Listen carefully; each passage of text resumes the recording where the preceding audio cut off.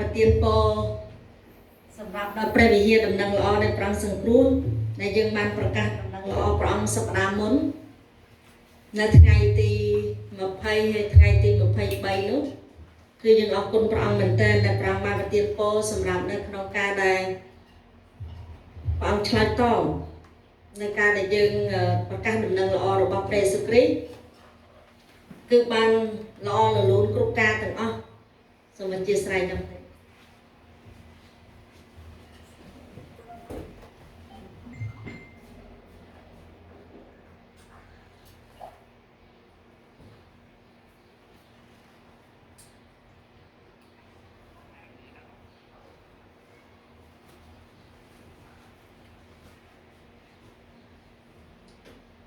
คนพระองค์แต่พระองค์บาปเตียนโป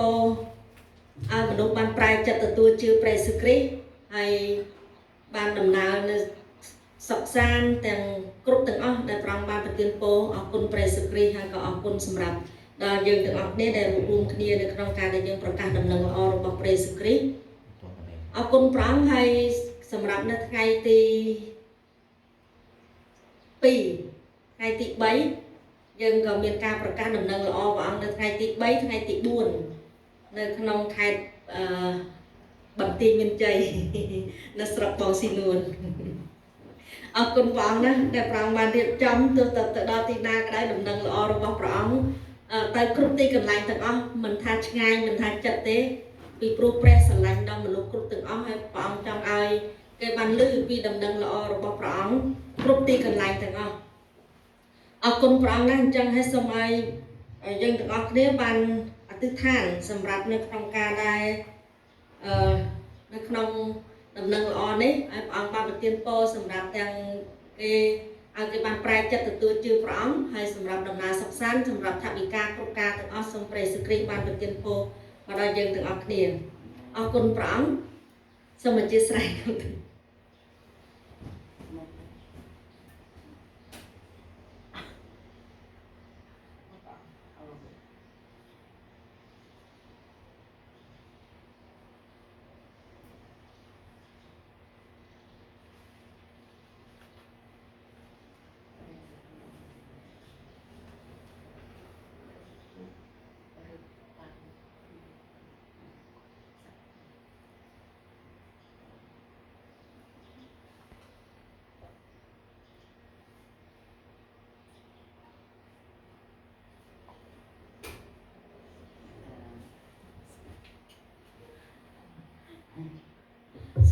สมัยจีสไรได้เอาคนเปรสเอาคนฝังจังในทางนี้คือยังមានព្រះបន្ទូលរបស់ព្រះអង្គដើម្បីជួយយើងទាំងអស់គ្នាឲ្យយើងបានរស់នៅបាននៅក្នុងប្រពោលរបស់ព្រះសិក្រីអញ្ចឹងនៅថ្ងៃនេះគឺយើងព្រះបន្ទូលព្រះអង្គនៅក្នុងព្រះគម្ពីរពេត្រុសខ្សែទី1នៅក្នុងចំពុក1នៅក្នុងខ22ដល់ខ25នៅចំណងជើងចូលស្រឡាញ់គ្នាទៅវិញទៅមកដោយចិត្តស្អាតចុះអញ្ចឹងអរគុណព្រះអង្គនៅក្នុងទំព័រ1576នៅក្នុងទំព័រ1576អញ្ចឹងខ្ញុំអានជូនលោកខអ្នករាល់គ្នាបានជំរះសម្អាតចិត្តដោយស្ដាប់តាមសេចក្តីពិតសម្រាប់ឲ្យបានសេចក្តីស្រឡាញ់ជាបងប្អូនឥតពុតមាយាដូច្នេះចូលស្រឡាញ់គ្នាទៅវិញទៅមកជាយ៉ាងខ្លាំងដោយចិត្តដ៏ស្អាតចុះអរគុណព្រះអង្គអញ្ចឹងមុននឹងស្ដាប់ព្រះបន្ទូលរបស់ព្រះអង្គយើងសម្រុំចិត្តអធិដ្ឋានរបស់គ្នាព្រះម្ចាស់ព្រះយេស៊ូវដែលគង់នៅឋានសួគ៌អីព្រះអង្គគឺជាព្រះដែលមានគ្រប់ទាំងអំណាចព្រះចេស្តាឬបារមីដ៏អស្ចារ្យព្រះម្ចាស់អើយគុណសូមអរព្រគុណនៅសេចក្តីស្រឡាញ់និងសេចក្តីមេត្តាករុណាសប្បុរសព្រះអង្គដែលព្រះម្ចាស់បានប្រទានពរសម្រាប់ពួកកូនទាំងអស់គ្នាបានរួបរวมគ្នាថ្វាយបង្គំព្រះអង្គព្រះម្ចាស់អើយសូមព្រះអង្គបានប្រទានពរឲ្យកូនទាំងអស់គ្នាមានប្រាជ្ញាមកពីឋានសួគ៌ជាប្រាជ្ញាវិវ័យចំណេះចេះស្ទាត់ឲ្យយល់ដឹងគ្រប់ទាំងបំណងប្រហាតីរបស់ព្រះអង្គតាមរយៈព្រះបន្ទូលដ៏រស់របស់ព្រះអង្គព្រះម្ចាស់អើយសូមព្រះអង្គបានសពតីនឹងមានព្រះបន្ទូលមកកាន់ជីវិតពួកកូនទាំងអស់គ្នានៅក្នុងការដែលពួកកូនថ្វាយបង្គំព្រះអង្គហើយសូមព្រះអង្គបានជួយពួកកូននៅចេះថ្វាយបង្គំព្រះអង្គដោយវិញ្ញាណនិងដោយសេចក្តីពិតព្រះម្ចាស់អើយសូមព្រះអង្គបានប្រទានពរកូនបានចែកចាយពេញដោយអំណាចព្រះចេស្តានិងព្រះវិញ្ញាណបរិសុទ្ធដឹកនាំនិងគុំគ្រង ប្រងើព្រះបន្ទូលរបស់ព្រះអង្គបានរស់រវើកនៅក្នុងជីវិតពួកកូនទាំងអស់គ្នាដែលស្ដាប់ឮហើយយកទៅបង្កើតផលផ្លែថ្វាយដល់ព្រះអង្គក៏សូមអរព្រគុណព្រះអង្គគ្រប់ការទាំងអស់ថ្វាយគ្រប់ទាំងស្រីល្អរុងរឿងដល់ព្រះអង្គនៅក្នុងព្រះនាមព្រះម្ចាស់ព្រះយេស៊ូវគ្រីស្ទអាមែនអរគុណព្រះអង្គណាចឹងព្រះបន្ទូលរបស់ព្រះអង្គនៅថ្ងៃនេះដាស់តឿនជីវិតឲ្យយើងទាំងអស់គ្នាឲ្យយើងបានរស់នៅក្នុងជីវិតមួយដែលបានមានសេចក្តីស្រឡាញ់ដ៏បរិសុទ្ធមកពីព្រះចឹងអរគុណព្រះអង្គនៅក្នុងព្រះគម្ពីរពេត្រុសខ្សែទី1ចំពុក1ខ22ដល់ខ25អ្នករាល់គ្នាបានជំរះសម្អាតចិត្តដោយស្ដាប់តាមសេចក្តីពិតសម្រាប់ឲ្យបានសេចក្តីស្រឡាញ់ជាបងប្អូនឥតពុតវិយាដូច្នេះចូលស្រឡាញ់គ្នាទៅវិញទៅមកជាយ៉ាងខ្លាំងដោយចិត្ត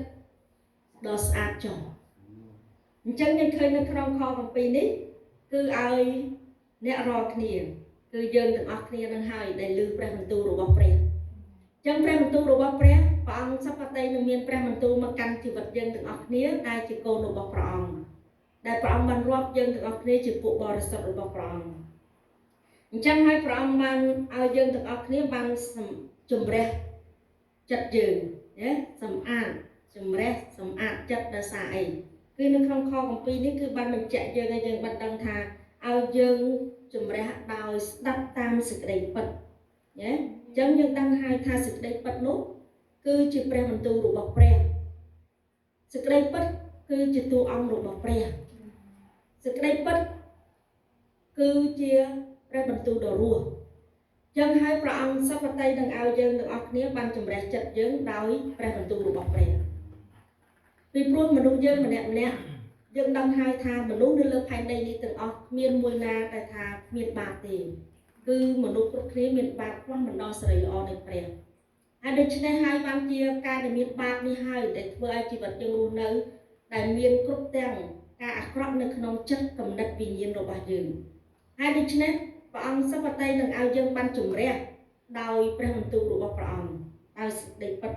ពេលដែលយើងស្ដាប់តាមសេចក្តីពិតគឺយើងធ្វើតាមហើយស្ដាប់ព្រះបន្ទូលរបស់ព្រះអង្គគឺយើងធ្វើតាមព្រះអង្គហើយអញ្ចឹងសម្រាប់ឲ្យគេពេលដែលយើងសម្អាតនោះគឺព្រះអង្គសម្រាប់ឲ្យយើងបានមានសេចក្តីស្រឡាញ់ណាស្រឡាញ់គ្នាជាបងជាប្អូនដែលអត់មានពុតវិយាអញ្ចឹងហើយមនុស្សយើងម្នាក់យើងតែងតែមានចិត្តបងប្រាថ្នាចង់បានសេចក្តីស្រឡាញ់មួយជាសេចក្តីស្រឡាញ់ដែលបរិសុទ្ធជាសេចក្តីស្រឡាញ់ដែលស្មោះត្រង់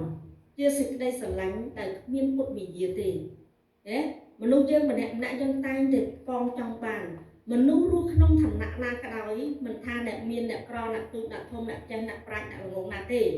គឺតែងតែបងចង់បានសេចក្តីស្រឡាញ់ដ៏ស្មោះត្រង់បើសិនជាយើងរស់នៅក្នុងក្រុមគ្រួសារក៏យើងចង់បានសេចក្តីស្មោះត្រង់ពីប្តីពីប្រពន្ធ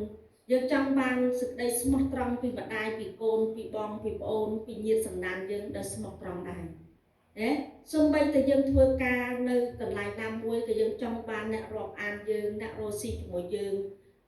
អ្នកនៅជាមួយយើងគឺយើងចង់បានសេចក្តីស្រឡាញ់ដ៏បរិសុទ្ធសេចក្តីស្រឡាញ់ដែលស្មោះត្រង់នេះចុះហេតុអ្វីបានជាមនុស្សគ្រប់គ្នាបងតែងតែចង់បានសេចក្តីស្រឡាញ់នេះតែហេតុអីបានជាមនុស្សគ្មានសេចក្តីស្រឡាញ់នេះឲ្យគ្នាណាពីព្រោះដោយសារតែមនុស្សគ្រប់គ្នាបងចង់បានតែមិនអាចមានបានដោយសារតែយើងមិនអាចធ្វើបានដោយសារតែយើងជាមនុស្សមានបាបប៉ុន្តែសេចក្តីស្រឡាញ់របស់ព្រះគឺជាសេចក្តីស្រឡាញ់មួយដែលមានភាពបរិសុទ្ធសេចក្តីស្រឡាញ់របស់ព្រះគឺជាសេចក្តីស្រឡាញ់ដែលមានប្រតិស្ដារបស់ព្រះសេចក្តីស្រឡាញ់របស់ព្រះអង្គគឺមានអំណាចធ្វើការនៅក្នុងជីវិតរបស់យើងពេលណាដែលយើងបានសម្អាតចិត្តស្ដាប់តាមព្រះបន្ទូលរបស់ព្រះអង្គគឺយើងអាចមានសេចក្តីស្រឡាញ់ដ៏បរិសុទ្ធនេះសេចក្តីស្រឡាញ់ព្រះអង្គឲ្យយើងបានស្រឡាញ់ដែលមានចិត្តស្អាតណាចិត្តយើងបានស្អាតពីខាងក្នុងមកគឺព្រះអង្គសុបតីយើងបានស្អាតចឹងហើយបានពេលណាដែលយើងជាកូនរបស់ព្រះអង្គពេលណាដែលយើងមានសេចក្តីស្រឡាញ់ដល់ចិត្តស្អាតនេះគឺយើងនឹងរស់នៅបានន័យថាយើងចេះស្ដាប់បង្គាប់ព្រះអង្គហើយបានន័យថាយើងជំរះចិត្តយើងដោយព្រះបន្ទូលរបស់ព្រះហើយស្ដាប់បង្គាប់ព្រះហើយណាអញ្ចឹងហើយពេលណាដែលយើងមិនទាន់មានសេចក្តីស្រឡាញ់ដ៏បរិសុទ្ធនេះយើងមិនទាន់មានសេចក្តីស្រឡាញ់ដ៏ស្អាតចិត្តស្អាតនេះទេគឺយើងសូមព្រះអង្គបន្ថែមទៀតពីព្រោះពេលខ្លះយើងគិតថាយើងជឿព្រះហើយប៉ុន្តែពេលខ្លះយើងមានការជូរល្វីងនៅក្នុងចិត្តយើងដែរ មានសេចក្តីស្រឡាញ់ដែលមិនទាន់មានចិត្តអត់ទុកឲ្យគ្នាទៅវិញទៅមកទេពេលខ្លះមិនថាអ្នកដតីដែលគេមិនទាន់ជឿព្រះទេតែនៅក្នុងជំនឿដែលយើងជឿទៅដល់ព្រះយេស៊ូវគ្រីស្ទពេលខ្លះបងប្អូនខ្លះក៏គាត់មានអញ្ចឹងដែរមានការចំណែនគ្នាឈ្នានីសគ្នាសេចក្តីស្រឡាញ់មិនស្មោះត្រង់ដល់ពេលដែលយើងជឿទៅដល់ព្រះអង្គសពតៃបង្ហាត់បង្រៀនជីវិតយើងជាពួកបរិសុទ្ធឲ្យយើងបានដឹងថាធ្វើយ៉ាងណាដើម្បីឲ្យចិត្តយើងបានមានសេចក្តីស្រឡាញ់ដ៏ស្អាតនេះគឺឲ្យយើង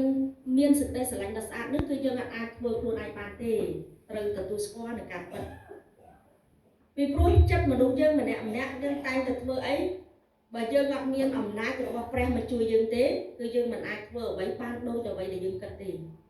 ចឹងហើយបានជាយើងត្រូវពឹងផ្អែកទៅលើអំណាចនៃព្រះបន្ទូលរបស់ព្រះអង្គពឹងនៅលើការដែលយើងជឿទៅដល់ព្រះអង្គហើយគឺយើងប្រែចិត្តចេញហើយការដែលយើងប្រែចិត្តចេញពីបាបការដែលយើងស្ដាប់បង្គាប់ព្រះអង្គនឹងហើយការដែលយើងប្រែចិត្តចឹងហើយគឺយើងនឹងទទួលបានសេចក្តីស្រឡាញ់មួយដែលយើងចង់បានពីគេដែរយើងឲ្យគេទៅពីព្រោះយើងចង់បានពីគេតែគេក៏គ្មានឲ្យយើងដែរតែយើងមិនឲ្យគេមុនសិនយើងមានយើងយកទៅឲ្យគេហើយយើងឲ្យគេទៅគេមើលឃើញនៅសេចក្តីស្រឡាញ់ដែលយើងមាននឹងឲ្យគេថាគេនិយាយដើមយើងគឺយើងមិនខឹងគេស្អប់យើងគឺយើងមិនស្អប់គេគេចំណែនយើងគឺយើងអត់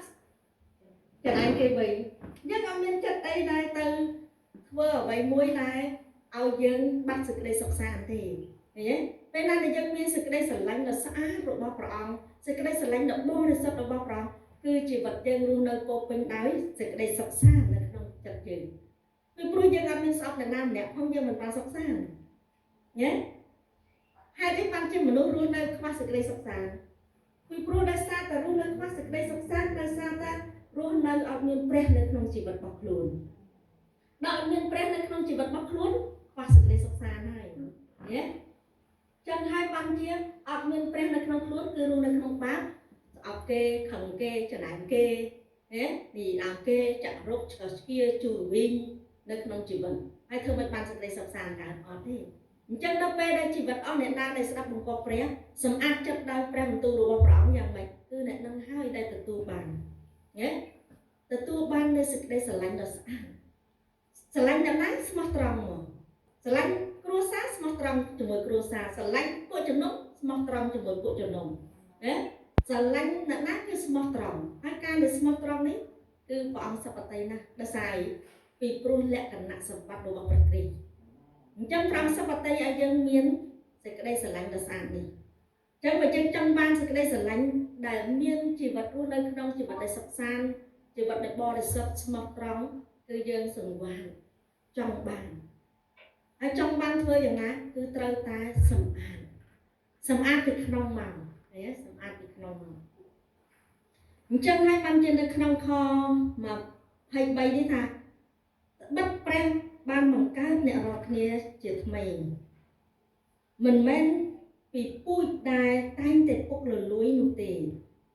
គឺពីពូជដែលមិនចេះពុករលួយវិញគឺជាព្រះបន្ទូលដ៏រស់ហើយនៅជាប់លាប់ព្រះបន្ទូលរបស់អង្គបញ្ជាក់ច្បាស់ឲ្យយើងបានដឹងថាព្រះអង្គជាព្រះដែលបង្កើតយើងព្រះអង្គបង្កើតយើងជាថ្មីអញ្ចឹងហើយអ្នកខ្លះគាត់គិតថាកើតជាថ្មីមិនទៅខ្ញុំកើតចេញពីពោះម៉ែខ្ញុំឡាអាយុ50អីឡាអាយុ60អីឡាអាយុ70អាយុ40 50ហើយមិនក៏ថាកើតជាថ្មីទៀតបើខ្ញុំកំពុងតែរស់នៅឡើយហ្នឹងនៅក្នុងព្រះបន្ទូលរបស់ព្រះអង្គចង់បញ្ជាក់ពីការកើតជាថ្មីនេះព្រះអង្គចង់មានព្រះបន្ទូលមកកាន់ជីវិតយើងឲ្យយើងបានដឹងថាព្រះអង្គបានកើតយើងជាថ្មីនោះគឺពេលដែលយើងប្រែចិត្តទទួលជឿព្រះយេស៊ូវគ្រីស្ទពេលដែលយើងទទួលជឿព្រះយេស៊ូវគ្រីស្ទប្រែចិត្តចេញពីអំពើបាបនឹងហើយដែលព្រះអង្គបានរាប់ថាយើងបានកើតជាថ្មីនៅក្នុងសេចក្តីជំនឿដែលយើងជឿទៅដល់ព្រះយេស៊ូវគ្រីស្ទ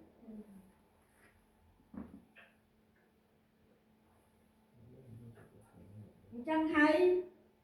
ព្រះអង្គឲ្យយើងបានដឹងថាពេលដែលយើងជឿទៅដល់ព្រះយេស៊ូវគ្រីស្ទគឺយើងមានកំណើតថ្មីមួយទៀតគឺជាកំណើតខាងឯព្រលឹងវិញ្ញាណរបស់យើង កំណើតដែលយើងកើតមកអាយុ20ឆ្នាំ30ឆ្នាំ50ឆ្នាំនេះគឺជាកំណើតដែលយើងរស់នៅជាសាច់ឈាមនៅលើផែនដីនេះតាមរយៈដែលព្រះអង្គបានប្រទានពរឲ្យម្ដាយយើងឪពុកយើងពរពោះយើងទុកជាបញ្ញាសម្រាប់ពួកគាត់ទាំងអស់គ្នាណាចឹងហើយកំណើតជាថ្មីនៅក្នុងព្រះបន្ទូលរបស់ព្រះនេះគឺសំដៅទៅលើកំណើតខាងឯព្រលឹងវិញ្ញាណសូមចុះ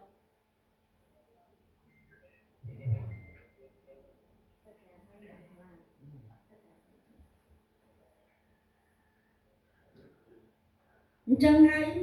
នៅក្នុងព្រះបន្ទូលរបស់ព្រះអង្គបញ្ជាក់យើងឲ្យយើងបានដឹងថាព្រះអង្គជាព្រះដែលបង្កើតយើងមកមិនមែនព្រះអង្គបញ្ជាក់ច្បាស់មិនមែនមកពូជពុកលលួយទេណាគឺព្រះអង្គបង្កើតយើងមកគឺឲ្យយើងដែលជាពូជដែលមិនពុកលលួយវិញពុកលលួយបានន័យថាគឺជីវិតសាច់ឈាមរបស់យើងដែលមានបាបនៅលើលោកីយ៍នេះណាជីវិតដែលមានបាបនៅលើលោកីយ៍នេះគឺជាជីវិតដែលពុកលលួយអញ្ចឹងហើយព្រះអង្គចង់បញ្ជាក់ឲ្យយើងបានដឹងថាព្រះអង្គគឺជាព្រះអង្គបានបង្កើតយើងមកដើម្បីឲ្យយើងមានពូជដែលមិនចេះពុកលលួយគឺជាព្រះបន្ទូលដ៏រស់របស់ព្រះអង្គពេលណាដែលយើងរស់នៅក្នុងកំណើតកើតជាថ្មីនៅក្នុងព្រះអង្គគឺព្រះអង្គសុបតីឲ្យជីវិតយើងខាងឯព្រលឹងវិញ្ញាណនេះគឺឲ្យយើងមានសេចក្តីសង្ឃឹមដ៏ពិតប្រាកដឲ្យយើងមានសេចក្តីជំនឿដ៏ពិតប្រាកដឲ្យយើងមានគោលដៅដ៏ពិតប្រាកដនៅក្នុងសេចក្តីជំនឿដែលយើងកើតជាថ្មីនៅក្នុងព្រះអង្គប៉ុន្តែថាជីវិតកើតជាថ្មីគឺយើងកើតជាថ្មីនៅក្នុងការដែលយើងរស់នៅតែយើងប្រែចិត្តជឿព្រះអង្គគឺយើងរួចពីអំពើបាបណា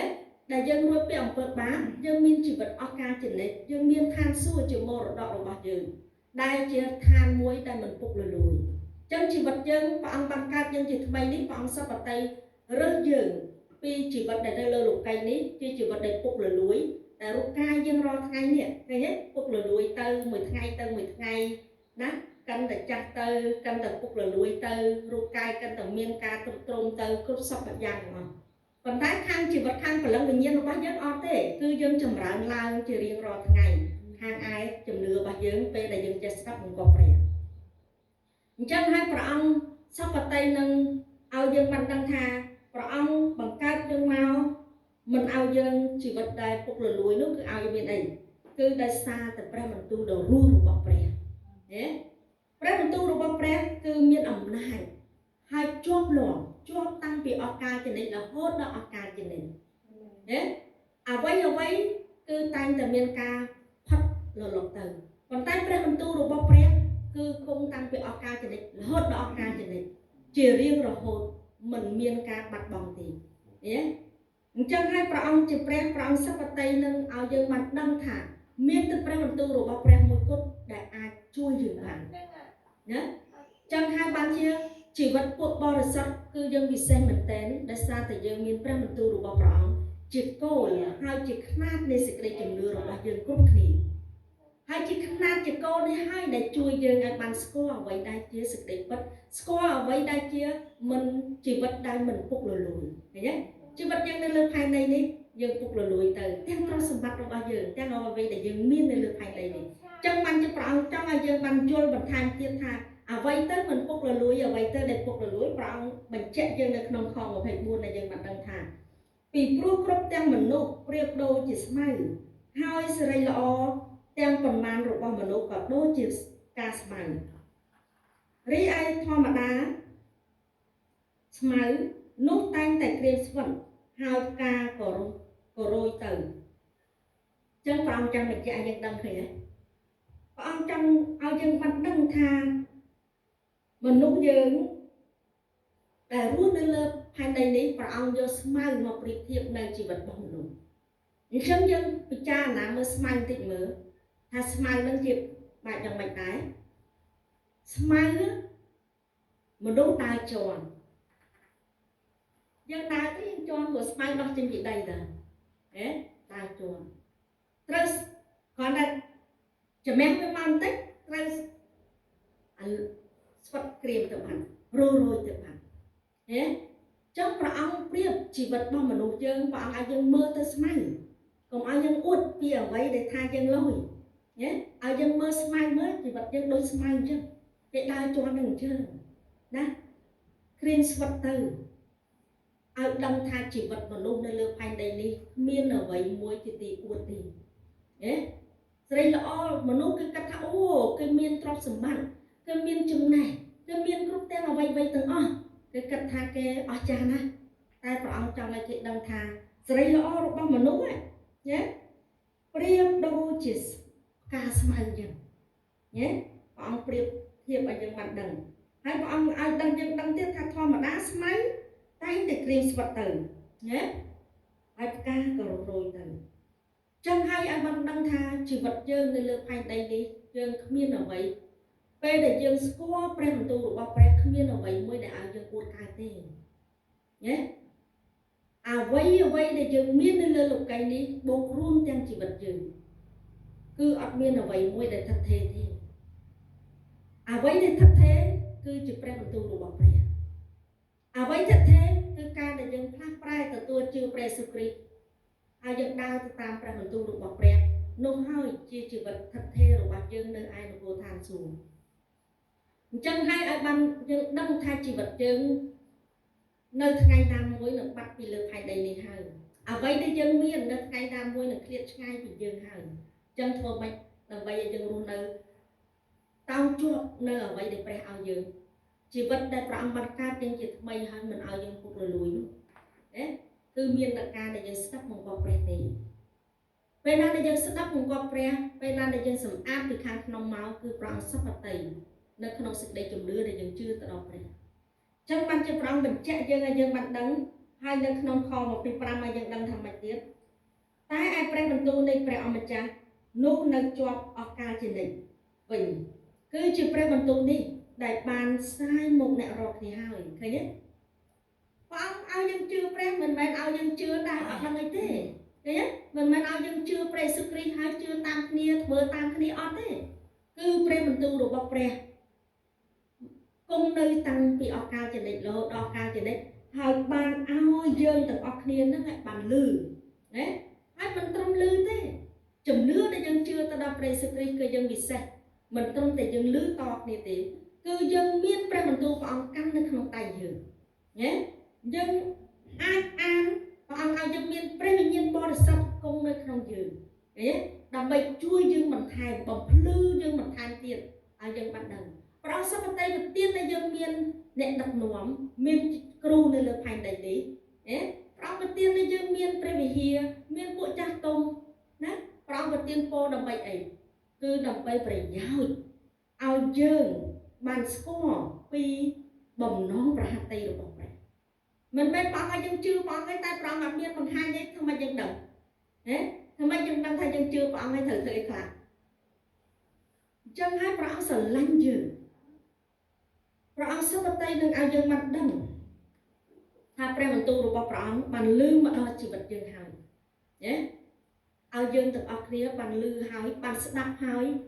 bàn lẹ từ được không đùm chật của bà dân đầm bay ấy cứ đầm bay phải giáo chui dân nơi không sự đây chủng lừa được bà dân ao dân ban luôn nơi đầm bay ấy ban từ tua nơi ở vậy đại trực ca bắt bọc bắt mau bị bể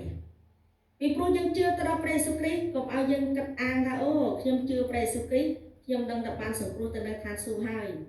chẳng thua ao dân miền án dân ăn cắt tha chưa pre sukri mình đây trực ca cắt bà dân thế ca để dân chưa ta pre sukri cứ bảo ông miền pre mình tu được bao bỏng ông miền pre miền bao sắc nằm bay chui một lư dân bằng hai dân thật vơi chẳng nát nằm bay ai dân ăn chỉ vật đọc bắt bọc bắt này ai là cô than su đấy mình đây trực ca cắt mà dân ở chưa hay chỉ sẽ lên đáy về đấy nhé mình chưa tạm kia vơ tạm kia thế cứ pre mình tu được bao pre sukri cứ chữ cồn hay chữ nan nên sự đây trồng lứa rồi bạc đi bao sắc từng ngọn trong hai ban chữ prang mình chạy dân vì pre mình tu được prang đây trên nơi không pre không pi hay pre trong cuộc buôn kho đập pi chân thà pre mình ri ai pro pre mình tu được pre nút rung lần nhé hai cuộc cai phong cũng mất chân đan một pi nè tiền lúc cho tới to để cắt lưng vì nhiên nâng sầm lạ đừng cua chấm tách bị thiền tiền bị cha là nè tiền cầm nứt đây chất chân cắt ដែលបានហើយនឹងបានសម្រេចញ៉េចឹងព្រះបន្ទូលរបស់ព្រះអង្គក៏បញ្ជាក់យើងឲ្យយើងបានដឹងថាម៉េចពូកែញ៉េពូកែជាងដាវដែលមានមុខពីរយើងឃើញដាវទេដែលឃើញដាវទេដាវមុខពីរយ៉ាងម៉េចដែរកាប់ខាងណាក៏មុតដែរពីមុខក៏មុតខាងណាក៏មុតដែរបើដាវមុខពីរហ្នឹងហើយពីមុខក៏មុតចាក់ពីមុខក៏ត្រូវកាប់ពីនេះក៏ត្រូវកាប់ខាងនេះក៏ត្រូវទាំងអស់អញ្ចឹងព្រះអង្គប្រៀបធៀបឲ្យយើងបានដឹងថាពូកែជាងដាវនឹងទៅទៀតឃើញទេព្រះអង្គប្រៀបធៀបឲ្យយើងបានដឹងដើម្បីប្រយោជន៍អីឃើញទេដើម្បីប្រយោជន៍ជួយមកដល់សេចក្តីជំនឿរបស់យើងបើសិនជាព្រះបន្ទូលរបស់ព្រះអង្គអត់មានអំណាចបែបដូច្នេះធ្វើមិនបានផ្លាស់ប្រែជីវិតយើងដែលជាមនុស្សមានបាបមនុស្សរងគ្រោះវិញ្ញាមនុស្សរស់នៅក្នុងជីវិតដែលតែចេះរស់នៅក្នុងអំពើបាបណាចឹងព្រះបន្ទូលរបស់ព្រះអង្គជួយយើងដើម្បីឲ្យយើងបានដឹងថាមានអំណាចមានប្រជាស្ដារឹតបារមីដ៏អស្ចារ្យដែលអាចផ្លាស់ប្រែជីវិតយើងជាមនុស្សរងគ្រោះជាមនុស្សដែលមានអំនួតជាមនុស្សដែលរស់ក្នុងអំពើបាបផ្លាស់ប្រែមកទៅជាមនុស្សដែលល្អយើងឃើញទីបន្តជាច្រើនតែមនុស្សមិនបានជឿព្រះយេស៊ូវគ្រីស្ទជីវិតអាក្រក់មែនទេតែដល់ពេលដែលប្រែចិត្តជឿព្រះយេស៊ូវគ្រីស្ទទៅជាមនុស្សដែលល្អមកពីអីមិនល្អដោយសារបុគ្គលនឹងទេគឺល្អដោយសារអំណាចព្រះបន្ទូលរបស់ព្រះផ្លាស់ប្រែជីវិតគាត់ពេលដែលគាត់ស្ដាប់បង្គាប់ព្រះចឹងហើយព្រះបន្ទូលរបស់ព្រះអស្ចារ្យណាស់ចឹងហើយបានជាយើងត្រូវយកចិត្តទុកដាក់នៅក្នុងការដែលយើងអានព្រះបន្ទូលរបស់ព្រះនៅក្នុងការដែលយើងស្ដាប់ព្រះបន្ទូលរបស់ព្រះសូម្បីតែយើងស្ដាប់នឹងក៏យើងមានពរដែរឃើញទេពីព្រោះព្រះអង្គជាម្ចាស់នៃប្រពោចឹងពេលដែលយើងធ្វើត្រូវគឺយើងនឹងបានប្រពោរបស់ព្រះអ្វីដែលយើងធ្វើតាមព្រះអង្គនៅលើផែនដីនេះយើងបានប្រពោនៅក្នុងជីវិតរស់នៅរបស់យើងនៅលើផែនដីនេះពេលដែលយើងស្ដាប់បង្គាប់ហើយយើងធ្វើតាមយើងឆ្លើយតបនៅក្នុងការត្រាស់ហៅរបស់ព្រះអង្គមកកាន់ជីវិតយើងនៅក្នុងការដែលយើងបម្រើព្រះអង្គគឺយើងនឹងបានរង្វាន់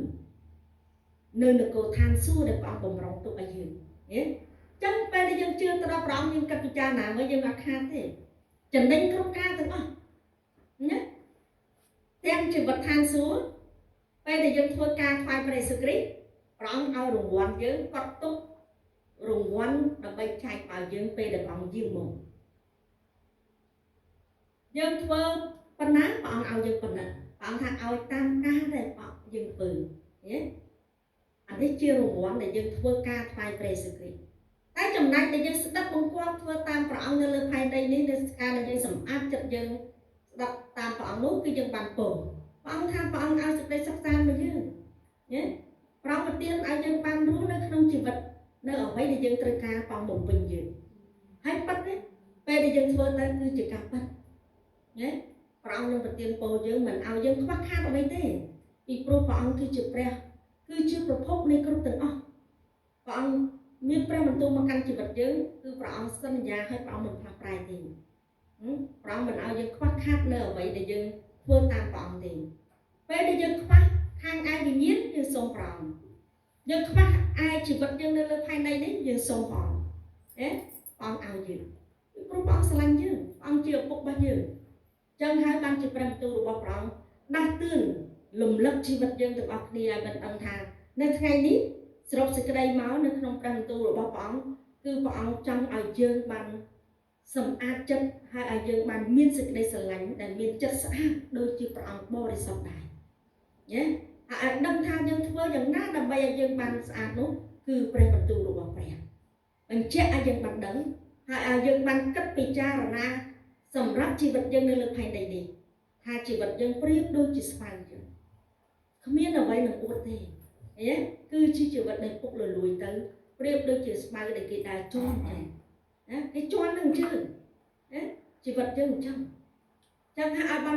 ដឹងច្បាស់នៅក្នុងជីវិតដែលយើងរស់នៅលើផែនដីនេះហើយឲ្យយើងបាន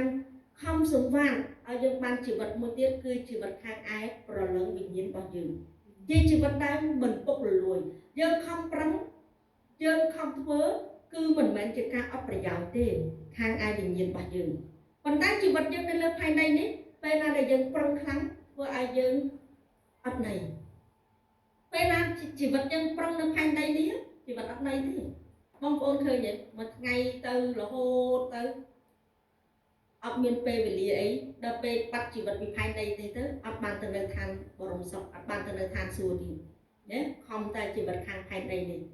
ឃើញតែមានទេមួយថ្ងៃគេខំណាមុំតែគេបានមានហើយមានមកគេយកទៅអីគេដូចព្រះគម្ពីរសាស្តាព្រាហ្មណ៍គេមានហើយនៅក្នុងជីវិតរបស់គេយ៉ាងម៉េចខំរលុយរកកាក់មកមានចិញ្ចឹមមនុស្សពេញផ្ទះយកមកចំណាយជិះមានឈ្នួលច្រើនពេកទៅពេលមានឈ្នួលច្រើនគាត់ដាក់សម្អាតសួននឹងប្រហែលអ្នកបើកឡានមិនដឹងប្រហែលអ្នកនៅក្នុងផ្ទះមើលថែទូផ្ទះសម្អាតផ្ទះមិនដឹងប្រហែលអ្នកមើលកូនមើលឆាន់ដឹងប្រហែលអ្នកអញ្ចឹងគាត់តែឈ្នួលរាប់អ្នកខ្លះ10អ្នក20អ្នកហើយបងប្អូនដែរមួយខែអស់ប្រហែលហើយខំទៅការឲ្យខ្មើពេលខ្លះមិនធ្វើការដោយល្អទៀតពេលខ្លះធ្វើការដោយមានការអំពើបាបនៅក្នុងនឹងទៀតពុតផោកុហកដើម្បីបានលុយឃើញទេយកមកអញ្ចឹងអ្នកពេញផ្ទះទៅ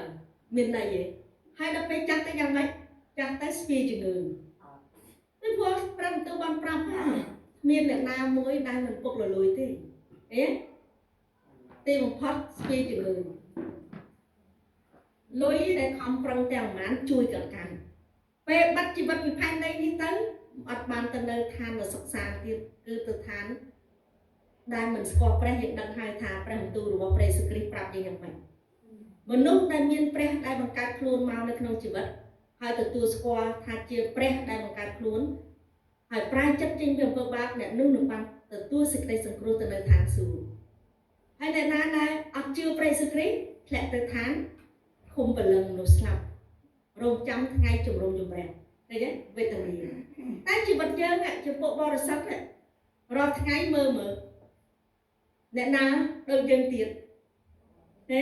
វិសេសប៉ុណ្ណាដឹងអត់អង្គុយនឹងកៅអីនឹងដឹងថាយើងវិសេសអត់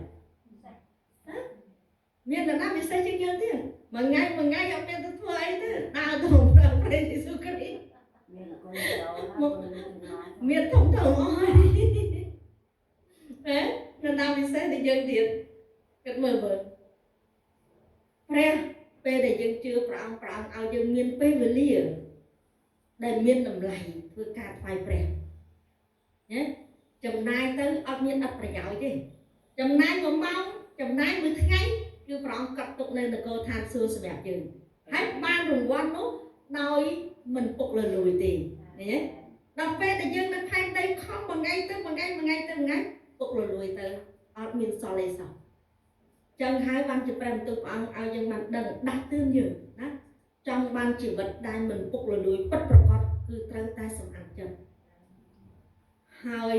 កើតជាថ្មីនៅក្នុងព្រះអង្គពិតប្រាកដកើតមានពិតមិនពិតណាអញ្ចឹងអ្នកខ្លះកើតមែនតែកើតអត់ពិតទេអ្នកខ្លះគេកើតមកគឺពិតប្រាកដនៅក្នុងជំនឿអញ្ចឹងអ្នកខ្លះគាត់ជឿព្រះយេស៊ូវគ្រីស្ទគាត់គ្រាន់តែជឿតែគាត់អត់បានផ្លាស់ប្រែអញ្ចឹងការដែលអត់ផ្លាស់ប្រែនេះគឺស្មើនឹងការអត់ជឿអញ្ចឹងយើងត្រូវច្បាស់អញ្ចឹងកាលណាដែលយើងជំនឿដែលយើងជឿព្រះយេស៊ូវគ្រីស្ទតើតែយើងផ្លាស់ប្រែចេញពីបាបបានហៅថាជឿពិតណាកើតពិតនៅក្នុងអំណាចនៃព្រះវិញ្ញាណបរិសុទ្ធហើយមិនប្រកាសថាទៅចំណុចទឹក2ដង3ដង5ដងហ្នឹងជឿព្រះយេស៊ូវទេចឹងអាចច្បាស់កុំឲ្យខ្ញុំភាគច្រើនខ្ញុំសួរគេអញ្ចឹងទៅគេឆ្លើយយ៉ាងណាទៅសួរមិនអូនមិនថាចំណុចទឹក2ដងលើច្រើនឲ្យពេលដែលខ្ញុំសួរអ្នកណាថាជឿព្រះយេស៊ូវគេអត់មានឆ្លើយឲ្យខ្ញុំសួរថាជឿព្រះយេស៊ូវខ្ញុំទៅខ្ញុំចំណុចទឹកហើយខ្លះទៅលើថាដល់2ដងអញ្ចឹងទៅខ្លះទៅម្ដងអញ្ចឹងទៅខ្លះរហូតដល់3ដងក៏មានដែរហេតុអីបានជាចំណុចម្ដង2ដង3ដងហើយគាត់អត់យល់ព្រះយេស៊ូវគ្រីស្ទមិនចាំបាច់ឲ្យយើងចំណុចរាប់ដងអញ្ចឹងទេចំណុចតែម្ដងគឺហើយប៉ុន្តែការចំណុចរបស់យើងនោះគឺឲ្យយើងចំណុចហើយការចំណុចទឹកគឺជាសក្ខីភាពមួយឲ្យយើងបានបញ្ជាក់ឲ្យយើងបានដឹងថាការដែលយើងចំណុចចុះគឺបានដែលយើងកប់អំពើបាបយើងនៅក្នុងទឹកពេលដែលយើងងើបមកវិញស្មើនឹងការដែលយើងឆ្កាងព្រះយេស៊ូវគ្រីស្ទជាប់ឆ្កាងនៅលើឈើឆ្កាងនឹងឃើញទេការព្រះយេស៊ូវគ្រីស្ទសគត់នៅលើឈើឆ្កាងជំនួសបាបយើងអញ្ចឹងការដែលយើងចំណុចចុះស្មើនឹងយើងកប់អំពើបាបនៅក្នុងទឹកងើបឡើងវិញគឺយើងរស់ជាមួយព្រះគ្រីស្ទឡើងវិញហើយការដែលយើងចំណុចទឹកនោះកើតជាថ្មីនៅក្នុងព្រះអង្គសំខាន់គឺយើងចំណុចនៅក្នុងភ្លើងព្រះវិញ្ញាណបរិសុទ្ធរបស់ bạn những ca từ mày được không có được lương và còn thưa ca được không chịu vật dừng cho nên mình sủng khăn là ôi chỉ một pi đong bay đong ta ở squat pre ở phạt prai đi hay mình sủng khăn thì chẳng sủng khăn những cái chùm lừa để dân chưa đọc pre script từ ca để dân chưa hay cái dân phạt prai chỉ mày được không còn bất của con mình lương Việt Nam vừa Việt Nam ta ở không thể cắt mơ nơi lơ lục cái ông bơ bám non tiền nhưng lương để pe được cái chế còn là cái chế nhưng chặt chế tạm kìa cái thua trap chân thua tạm cái liêm anh chấp rằng tôi vào con còn phải hiện ra dân mà lọ ta nhưng thua tạm tử nên ông lôi nè và thằng ông lấy trong cật của cha nà đấy thua tạm của ông lôi ông nên ông lôi tiền thua tạm của ông cứ pe na để dân chưa tao đâu phải xử lý pe na để dân thua tạm của ông bắt bật con đó cứ chụp vật dân miên sừng không bắt bật con chưa riêng rồi ngày đấy mình sừng không để năm khỏi ban khơi sừng không ro ngày ông no ro ngày sóc san ro ngày nhé propo ro ngày mấy mặt hai mà năm khỏi ban miên đó tí chờ lõm mà cứ ro ngày ro về lia từng ông là dân tay đây vậy thôi pre là o đang đọc nhóm đó pre là o group về lia đó group về lia bạn lỗ đó là ngày ro về lia từng ông chân pe để dân thưa vậy môi được không phóng nhưng ai chăm chẳng pe để dân chăm chân những năm chân tới dân thưa ro về lia cho mới phóng này nhưng gặp chăm là ngày đi chăm là ngày đúng này thấy nhé là ngày hay ở vậy để pre ao dớ ao nhân chăm mình nhé pe để dân thưa cứ prong ao pe để dân thưa prong ao nhé để dân thưa ban đây thà pe để dân thưa prong ao ban đây thà dân sầm rạch chân thà dân trong ban sự đây sờ lạnh là smart tròn sự đây sờ lạnh được bo để sọc nó không dừng prong ao clear nhé ở dân trong ban mấy sự đây sờ lạnh cốt mình chia sờ lạnh cái không biết là bên cái coi bị khăn không máu ó đó là ngày mấy sự đây sờ lạnh đây chuẩn lạnh trên cái kia hoặc là trong ban sự đây sờ lạnh được bo sắp prong ao mình nhé rồi cái prong ao dân clear nhưng trong ban mà vấy cứ prong ao dân clear trong sầm áp chất prong ao dân clear trong ban mà vấy cứ pre miên tiền ó ao dừng nhé còn ao thì dân trong ban khó khăn rồi pre ban prong ao đào và tới khăn của pre script prong ao từ ó prong ao sân chay tụt thì nhé chân dân thì ban chân ai dân luôn này không chịu bật muối đàn miên ro thế này miên làng nhé rít chầm rau này sự đây sẵn lạnh dân thum tới chạy cái cục kia ở hình nhé thì ro thế dân đang chạy thì đang luôn rồi đang hết đang rồi thì ro thế này nó chạy cái cục tự nó chạy đến giờ tự chạy kì hả dân tự chạy cái mình miên dân lên chạy ở bên đầu nữa hay nhỉ cho ban chứ à ông miên tay từ kinh coi rồi để đọc nó mình dân lên tự chạy cái thế nhờ ấy tự chạy kì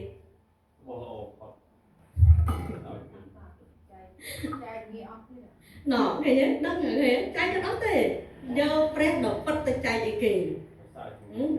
đào phải tự chạy press nó bắt press nó rút press để miên làm nát press để sừng kêu cái ban chạy mình chạy ó hay đồng bên nó không tua ông nó press su nó hay để miên kêu tự ó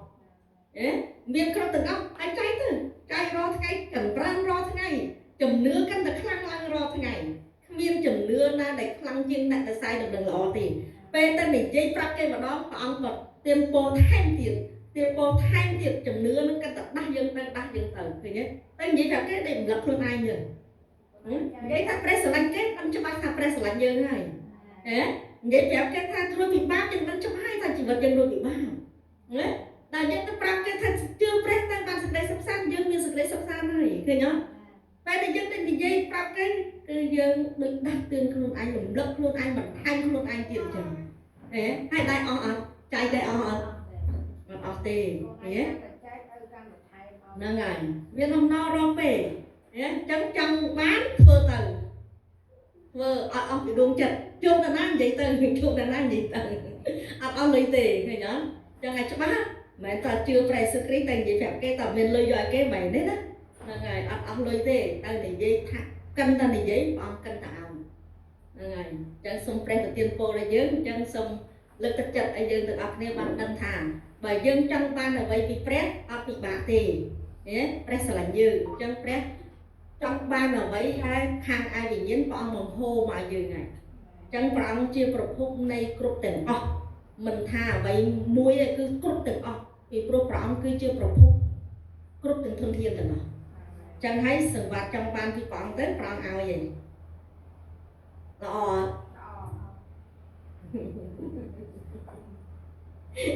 អរគុណព្រះអង្គអាចទៅដឹងប៉ុណ្ណឹងល្អហើយកុំឲ្យអង្គុយនៅកៅអីនឹងរៀនរាល់ថ្ងៃទៅចែកគេរាល់ថ្ងៃអត់ដឹងថាខ្លួនឯងមានអីកុំឲ្យគិតថាអូតើទៅយកលុយទៅចែកគេមិនទៅបានតែគេច្បាស់អញ្ចឹងទៅដល់ច្បាស់អញ្ចឹងទៅអត់មានអីរបៀបចិត្តចេញកើតអីទេដល់ពេលយើងអត់ច្បាស់អញ្ចឹងមានណាបនតិចដួលគ្រឹះហ្នឹងហើយអញ្ចឹងអរគុណព្រះអង្គសូមព្រះប្រទានពរដល់យើងទាំងអស់គ្នាឲ្យបានទទួលប្រពរទាំងមេទាំងមេអញ្ចឹងយើងសម្រុំចិត្តអធិដ្ឋានទាំងអស់គ្នាអោព្រះម្ចាស់ព្រះយេស៊ូវដែលគង់នៅឋានសួគ៌អីព្រះអង្គគឺជាព្រះដែលមានគ្រប់ទាំងអំណាចប្រជាស្ដារឫទ្ធិបារមីដ៏អស្ចារ្យព្រះម្ចាស់អើយគឺសូមអរព្រគុណនៃសេចក្តីស្រឡាញ់និងសេចក្តីមេត្តាករុណាសប្បុរសព្រះអង្គដែលព្រះម្ចាស់ជាព្រះបានប្រទានពរសម្រាប់ពួកកូនទាំងអស់គ្នាបានជួបជុំគ្នាថ្វាយបង្គំព្រះអង្គព្រះម្ចាស់អើយគុណសូមអរព្រគុណសម្រាប់ព្រះបន្ទូលដ៏រស់របស់ព្រះអង្គតែងតែដាស់តឿនលំលឹកជីវិតពួកកូនទាំងអស់គ្នាឲ្យបានដឹងថាឲ្យកូនទាំងអស់គ្នាបានសម្អាតចិត្តកូនឲ្យបានស្អាតដោយព្រះបន្ទូលដ៏រស់របស់ព្រះអង្គឲ្យកូនទាំងអស់គ្នាបានគិតពិចារណាជីវិតកូននៅលើផែនដីនេះថាប្រៀបដូចជាស្មៅប្រងាយជាជីវិតដែលផុយស្រួយជាជីវិតដែលពុកលលួយដែលគ្មានអ្វីដែលជាទីសង្ឃឹមដ៏ពិតនោះឡើយតែអ្វីដែលសេចក្តីសង្ឃឹមដ៏ពិតគឺឲ្យកូនទាំងអស់គ្នាបានផ្លាស់ប្រែជាថ្មីនៅក្នុងព្រះអង្គឲ្យកូនបានកើតជាថ្មីនៅក្នុងព្រះអង្គដើម្បីឲ្យកូនទទួលបាននៅអ្វីដែលជាពិតប្រាកដមកពីព្រះអង្គគឺជាជីវិតដែលមិនពុកលលួយជាជីវិតដែលអស់កលជានិច្ចទៅនៅនគរឋានសួគ៌ជាមួយព្រះអង្គព្រះម្ចាស់អើយគុណអរព្រគុណព្រះអង្គដែលទ្រង់ជាព្រះតែងតែដាស់តឿនលំដាប់ជីវិតពួកកូនទាំងអស់គ្នាជារៀងរាល់ពេលព្រះម្ចាស់អើយសូមព្រះអង្គបានជួយពួកកូនទាំងអស់គ្នាឲ្យមានសេចក្តីជំនឿកាន់តែរឹងមាំនៅក្នុងព្រះអង្គកាន់តែចាក់ឫសនៅព្រះបន្ទូលរបស់ព្រះអង្គបន្ថែមទៀតហើយឲ្យកូនទាំងអស់គ្នាបានស្រឡាញ់ព្រះអង្គស្មោះត្រង់ជាមួយនឹងព្រះអង្គហើយឲ្យកូនទាំងអស់គ្នាបានស្រឡាញ់ដល់មនុស្សឯទៀតដែលមិនស្មោះត្រង់ជាមួយមនុស្សជុំវិញខ្លួនហើយមានចិត្តបរិសុទ្ធព្រះម្ចាស់អើយសូមព្រះអង្គបានជួយពួកកូនទាំងអស់គ្នាឲ្យមានប្រាជ្ញាវិវ័យចំណេះចេះស្ទាន់ឲ្យពួកកូនទាំងអស់គ្នាបានឆេះឆួលនៅក្នុងការបម្រើព្រះអង្គព្រះម្ចាស់អើយគុណអរព្រគុណព្រះអង្គព្រះម្ចាស់អើយសូមព្រះអង្គបានប្រទានប្រពរសម្រាប់ដល់ដំណឹងល្អរបស់ព្រះអង្គដែលព្រះអង្គបានផ្ទុកដាក់នៅក្នុងជីវិតពួកកូនទាំងអស់គ្នាឲ្យបម្រើព្រះអង្គនេះសូមព្រះម្ចាស់ជាព្រះបានប្រទានពរឲ្យពួកកូនបានធ្វើការថ្វាយព្រះអង្គឲ្យនៅថ្ងៃទី3ថ្ងៃទី4នៃពួកកូនទៅខេត្តបន្ទាយមានជ័យប្រកាសដំណឹងល្អរបស់ព្រះអង្គសូមព្រះម្ចាស់បានប្រទានពរសម្រាប់ដំណឹងល្អរបស់ព្រះអង្គតាមរយៈពួកកូនទៅដល់ទីណាព្រះអង្គមិនថានៅក្នុងខេត្តបន្ទាយមានជ័យនោះទេពីព្រោះកូនទាំងអស់គ្នាបានធ្វើការគ្រប់ទីកន្លែងទាំងអស់ដែលព្រះអង្គបានប្រើជីវិតពួកកូនឲ្យជើងពួកកូនជន់ទៅដល់ទីណាទីនោះនឹងបានទទួលសេចក្តីសង្គ្រោះមកពីព្រះអង្គ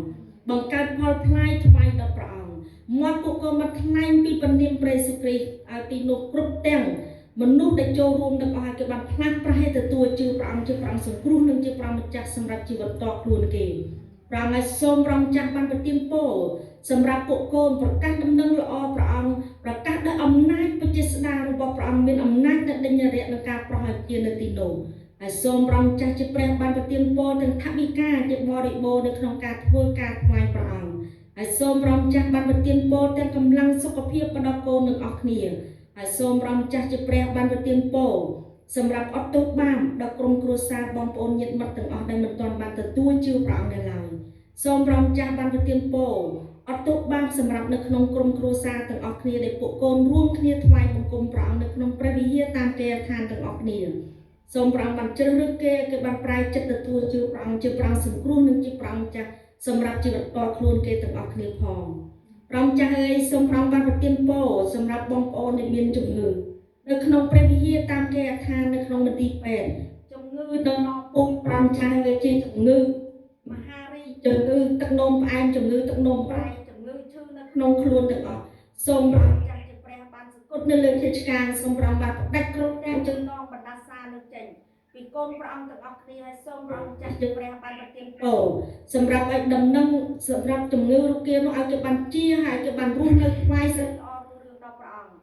ព្រមចាស់អើយសូមឲ្យជាទាំងរូបកាយជាទាំងចិត្តកំណត់ជាទាំងព្រលឹងវិញ្ញាណជាមួយនឹងព្រះអង្គក៏សូមអរព្រគុណព្រះអង្គព្រមចាស់អើយសូមព្រះអង្គប្រទានពរសម្រាប់បងប្អូនដែលមានមុខរបរការងាររកស៊ីធ្វើការលក់ដូរដាំដំណាំចិញ្ចឹមសត្វសូមព្រះអង្គបានចម្រើនប្រពោបានប្រពោជាបរិបូរណ៍ហូរហៀនៅក្នុងជីវិតអូននៅប្រចាំថ្ងៃគ្រប់ក្រុមគ្រួសារទាំងអស់ព្រមចាស់អើយសូមព្រះអង្គបានប្រទានពរសម្រាប់បងប្អូនមកចូលរួមថ្វាយបង្គំព្រះអង្គនៅក្នុងព្រះវិហារនេះសូមព្រះអង្គបានប្រទានពរពេលដែលគាត់ត្រឡប់ទៅវិញសូមព្រះអង្គបានចាត់ទេវតាព្រះអង្គថែសាការពីហុំព័ទ្ធដំណើរទៅឲ្យបានសេចក្តីសុខសាន្តមកពីព្រះអង្គទៅដល់ទីលំនៅឋានហើយសូមព្រះអង្គបានបើកទ្វារឋានសួគ៌ចាក់ប្រពោមកដល់កូនទាំងអស់គ្នាទាំងមេគ្រប់ទាំងប្រពោខាងឲ្យពលឹងវិញ្ញាណមកដល់ជីវិតពួកកូនទាំងអស់គ្នាហើយសូមព្រះអង្គចាស់បានប្រទានប្រពោសម្រាប់ពួកកូនទាំងអស់គ្នាគ្រប់ពេលដែលដើរអង្គុយនៅក្នុងចង្អេរស្លាបរបស់ព្រះអង្គគុណសូមអរព្រគុណព្រះអង្គគ្រប់ការទាំងអស់ក្នុងការសូមថ្វាយគ្រប់ទាំងអស់នៅក្នុងព្រះនាមព្រះម្ចាស់ព្រះយេស៊ូវគ្រីស្ទអាមែន